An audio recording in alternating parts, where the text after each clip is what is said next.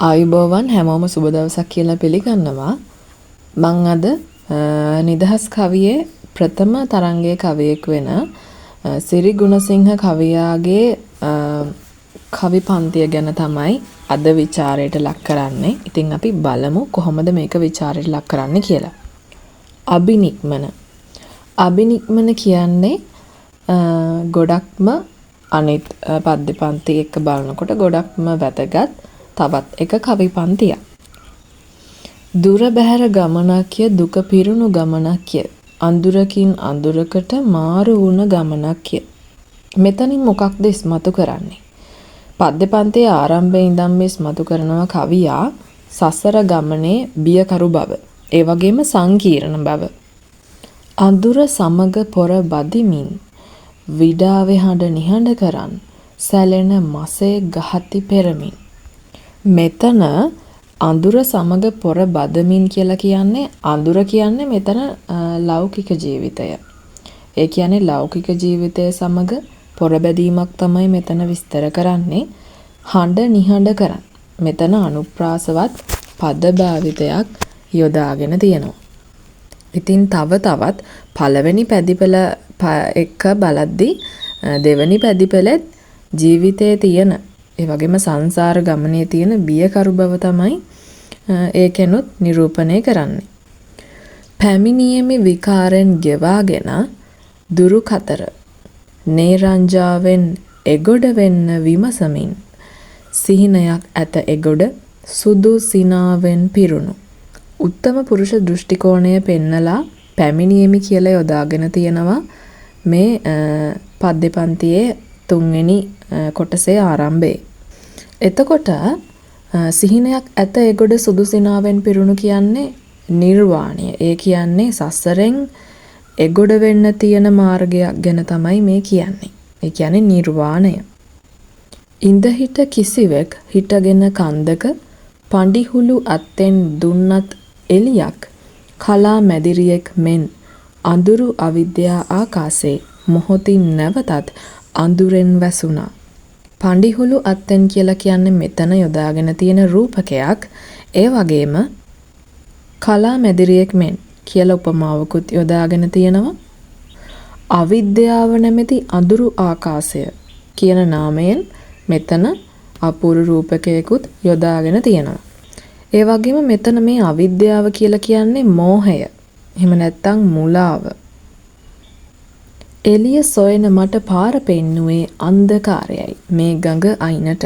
මේකෙන් කියවෙන්නේ මේ පද්‍ය පන්තිය එළි දක්වන කෙනා. එතනින් ඒ කියන්නේ මෙතන මම කියන දෘෂ්ටි කෝණයනේ තියෙන්නේ උත්තම පුරුෂ දෘෂ්ටි කෝණය. එතකොට ඔහුගේ ස්වයං අවබෝධය ලැබිලා තියෙන්නේ සතර පෙර නිමිති දැකීමෙන් පසු කියන එක තමයි මෙතනින් අදහස් වෙන්නේ. ඒ කියන්නේ නිවන සොයාගෙන යන ඔහුට පාර පෙන්නලා තියෙන්නේ ඒ අන්ධකාරය. අන්ධකාරය කියන්නේ මොකක්ද? සතර පෙර නිමිති. නේරංජරාවෙන් යා යුතුය එගොඩ වී. නේරංජරාවෙන් යා හැකිද එගොඩ වී. මගේ මුළු ජීවයම හැර දමා මැදියමේ නේරංජරාවෙන් එගොඩ වී යන්නටයි මා මෙතෙක් දැඟලුවේ. මෙතන කියවෙන්නේ කිසිම කෙනෙක් Tamanට උපදෙසක් දෙන්න කෙනෙක් නැති නිසා Taman කරන දේවල් ගැන සැකයක් කුතුහලයක් ඇති වෙන බව තමයි මෙතනින් කියන්නේ. නේරංජරාවෙන් යා යුතුය එගොඩ වී. ඒ වගේම නේරංජරාවෙන් යා හැකිද එගොඩ වී. මෙතන තියෙන්නේ අනුප්‍රාසය. ඒ වගේම මෙතන තියෙනවා නේරංජරාවෙන් එගොඩ වී යන්නටයි මා මෙතෙක් දැඟලුවේ කියලා. සසර ගමනින් එතර වෙන්න තමයි ඔහුගේ එකම අරමුණ කියලා තමයි මෙතනින් අදහස් වෙන්නේ. ජීවිතය ගොරවමින් කෙල පෙරා නිර්වතින් වැතිරගෙන සිරි යහන පල්ලේ ගුලිව කුණු පණුවන් ගොඩක්සේ. මෙතන තියෙන්නේ තනිකරම කම්සැප විඳින බව තමයි සංකේතවත් කරන්නේ මේ පැදිපෙළවල් හතරෙන්ම. කාමයට ඇති ආශාව සහ ඒකේ තියෙන බියකරු බව එපා වීම තමයි මෙතනින් පෙන්වන්නේ. ගී නැටුම් හැම ඉවර කරදා පැලි විවරව මරණයෙන්. නිදන අන්තපුරය හැරදා බිරිය හැරදා පුතුද හැරදා ආනමුත් මැදියමේ ඒ මගේ එක ජීවයයි. අන්තපුරයත් තමන්ගේ භාර්යාවත් ඒ වගේම පුතත් ඒ කියන්නේ රාහුල කුමාරයා සහ යශෝදරා දේවිය හැරදාලා මැදියමේ ආවට ඒ තමයි මගේ මුළු ජීවිතේම. ඒක තමයි මේ මෙතනින් අදහස් වෙන්නේ. මෙතනත් තියෙන අනුප්‍රාසවත් පද අන්තිමට තියෙනවා හැරදා හැම කියලා. මොන දේ වුණත් නිර්වාණය හොයන්න කොච්චර ඉලක්ක කරගෙන හිටියත් තමන්ගේ බිරිඳ තමන්ගේ පුතා කියන්නේ මෙතුමාට තමන්ගේ ජීවිතේම කියලා තමයි කියන්නේ. නේරංජරාවෙන් එගොඩ ගොඩ ගැහි සුදු පැහැය බබළුවාගෙන ඇත්තේ ආලෝකයයි කියා උන් කී නිසා හැර දමා ආමි මම අඳුරේකයි කී දිවිය. අඳුරුයි කියලා කියපු රාජ්‍යකම් සහිත කම්සප සහිත ඒ ජීවිතය ගොඩක් අඳුරු නිසා ඒ ජීවිතය හැරදාලාව වැඩක් නැහැ, දුක විතරයි තියෙන්නේ. මෙතනින් කියන්නේ අන්න ඒ ගැන. ඒ නිසා ඔහු නිරන්තරයෙන්ම අඳුර මකලා දාලා ආලෝකය හොයාගෙන යන්න තමයි කටයුතු කරන්නේ. ඒක තමයි පරදු කලේ මේ දිව්‍ය දිනන්නට ඒ එළිය කියන නිසදසෙන් අදහස් වෙන්නේ. නොයෙක් හැඩරුව පපා දහසක් හැඟුම් මිහිරගී නාදයෙන් ඇඟේ එල්ලුණ නමුත් ජීවිතය හඬ නගා ගසාදා පැත්තකට මැදිය මේ කළුවරේ කෙලෙමි මහ බිනික්මන. මේ කියන්නේත් රජකම් කරන කාලේ Tamanට අහන්න දකින්න ලැබුණු එතුමාට අහන්න දකින්න ලැබුණු ඒ ජීවිතය. මිහිරි ගීත, එක ලස්සන කාන්තාවන්, ඔවුන්ගේ ඒ රැඟුම් විලාසයන්, ගීතනාද, ඒ වගේ ගොඩක් දේවල් පැත්තකට ගසලා දාලා ඒ වගේ හැඟීම් දැනීම් ඉවත් කරලා මැදියම් රැයේ මහා අභිනිෂ්ක්‍රමණය සිදු කළ බව තමයි මෙතනින් කියන්නේ. දෙපා බැඳ තිබූ මගේ ජීවිතේ දම් වැලත් බිඳ දමා ණයටගත් අසුපිටින් ආමි වේගයෙන් බුද්ධියේ ඇල් වතුර ඉරක් ගෙල වටේ ගා ජීවිතේ හිස රැගෙන දුනිමිදන්. මෙතන තියෙන්නේ සසර ගමනෙන් කකුල් ගැටගසා ඇති බව. සංසාර ගමනෙන් තමාගේ කකුල් ගැට ගහලා තියෙනවා කියලා තමයි මෙතනින් කියන්නේ. මගේ ජීවිතයේ දම් වැලත් මෙතන තියෙන රූපකයක්. ණයටගත් අසුපිටින් වේගයෙන් ආබව තමයි කියන්නේ. නේරංජරා නදිය අසලට. මෙතන බුද්ධියේ ඇල් වතුර ඉරක් කියලා කියන්නේ රූපකයක්. ඒ කියන්නේ බුද්ධිය නැමැති එකෙන් ඇල් වතුර ඉරක් කියන අදහස. ජීවිතය නැමැති හිස රැගෙන දන් දුන් බව තමයි මෙතනින් ප්‍රකාශ කරන්නේ. ලබන්නට එගොඩ ගොඩ ඇති එළිය හදවතේ පුලිඟු ඇස් උගුල්වා දුනිමිදන්.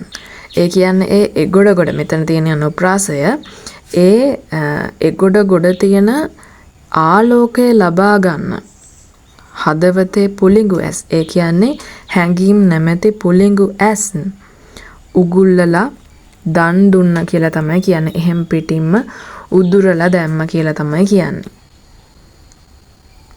ජීවිතේ හැම සැපත හැම රසම ජීවිතේ බුද්ධියේ ජූජකට ඇඹෙනි කොට දුනිමිදන්. මෙතන බුද්ධියේ ජූජක කියලා කියන්නේ මෙතන තියෙනවා ජාතක කතාවක්. ජූජක බඹුණා ඉන්න ජාතක කතාව තියෙන්නේ. එතකොට බුද්ධිය නැමැති ජූජකට දන් දුන්න කියලා තමයි කියන්නේ. ඒ කියන්නේ මේ පද්‍ය පන්තියට වෙනත් ජාතක කතාවල ඒ අන්තර්ගතේනුත් යොදාගෙන තිනවා කියලා තමයි මෙතනින් හඳුන්වන්න පුළුවන්. එතකොට මෙතන ජීවිතේ හැම රසම හැම සැපතම කියන එකම පංචේන්ද්‍රිය පිනවීම හඳුන්වන්න යොදාගෙන තියෙන දේවල් කියලා හඳුන්වන්න පුළුවන්. අලුය මේ කෙලලෙසින් ජීවිතය විසි කෙලෙමි නේරංජරාවෙන් එගොඩ සදාකල් නොමෙරී ඇති ජීවයක් ලබන්නට මා ඉලිප්පුණු නිසා. මෙතනින් කියන්නේ නේරංජරා නදියෙන් එපිට එගොඩ තියෙන ආලෝකය ලබන්න එයා ඉලිප්පුණ නිසා, ඒ කියන්නේ එයා යොමු වුණ නිසා අලුයමේලු කෙලලෙසින් ජීවිතය විසි කළා. ඒ කියන්නේ හැඟීම් අයින් කළා. හැඟීම් දැනීම් අයින් කළා කියලා තමයි මෙතනින් අදහස් වෙන්නේ. පද්‍ය පන්තිය ගැන කතා කරනකොට මේ නිසඳස් ආකෘතියක් තමයි යොදාගෙන තියෙන්නේ. ඒ වගේම තනිකරම යම් ප්‍රමාණයකට සංකීර්ණ විදිහට තමයි මේක නිර්මාණය කරලා තියෙන්නේ. ඒ වගේම මනෝවිද්‍යාත්මක සංකල්ප වස්තු විශ්ය කරගෙන තියෙනවා. බෞද්ධ සාහිත්‍යයේ ආభాසය ලබාගෙන තියෙනවා. ඒ කියන්නේ සිදුහත් කුමරුගේ මහා අබිනිෂ්ක්‍රමණය ඇසුරු කරගෙන තමයි තියෙන්නේ. එතුමා අබිනිෂ්ක්‍රමණය කරන්න යොමු වෙච්ච හේතු ඒ වගේ ගොඩාක් දේවල් මේ පද්‍ය පන්තිය තුල යොදාගෙන තියෙනවා. සසර ගමන ගැන අතිශයින්ම ගැඹුරු පණිවිඩයක් පාඨකයාට ඒ වගේම රසිකයාට ලබා දෙන්න තමයි අදහස් කරලා තියෙන්නේ කවියා. ශ්‍රව්‍ය ගෝචර නොව මෙය දෘෂ්ටි ගෝචර පද්‍ය පන්තියක් විදියට හඳුන්වන්න පුළුවන්. ඒ වගේම උපමා රූපක අනුප්‍රාසය බොහෝ අවස්ථාවල බොහෝ තැන්වල භාවිතා කරලා තියෙනවා. ඒ වගේම මෙහි ඇතැම් තැන්වල අවධාරණාත්මක පැවසීමට අනුප්‍රාසය භාවිතා කරලා තියෙනවා. ඒ කියන්නේ යමක් අවධාරණය කරන්න හොඳට අවබෝධ වෙන්න දෙන්න ඕනි නිසා අනුප්‍රාසාත්මක විදිහට වචන යොදාගෙන තියෙනවා. ඒ වගේම සාම්ප්‍රදායික අලංකාරත්වය ඉක්මවලා ගිය දාර්ශනික ආකෘතියක් යොදාගෙන තියෙනවා. ඉතින් පද්‍ය පන්තිය ගැන කතා කරනකොට මෙන්න මේවා තමයි විශේෂ ලක්ෂණ විදිහට හඳුන්වන්න පුළුවන්. සිරිගුණසිංහ කවියා විසින් නිර්මාණය කරපු මේ නිදහස් කවිය එහෙම නැත්නම් නිසඳස ගොඩක්ම සංකීර්ණ. ඒ වගේම එක්තරා ආකාරයකට රසවත් කියලා අපිට හඳුන්වන්න පුළුවන්. විශේෂයෙන්ම ජීවිතයේ අනිත්‍ය බව නැවත නැවතත් හැම වචනයක් ගානෙම ඔප්පු කරනවා. ඉතින් ඒ නිසා මේ පද්‍ය පන්තිය අබිනික්මන කියන පද්‍ය පන්තිය අතිශයින්ම වැදගත් පද්‍ය පන්තියක් කියලා හඳුන්වන්න පුළුවන්.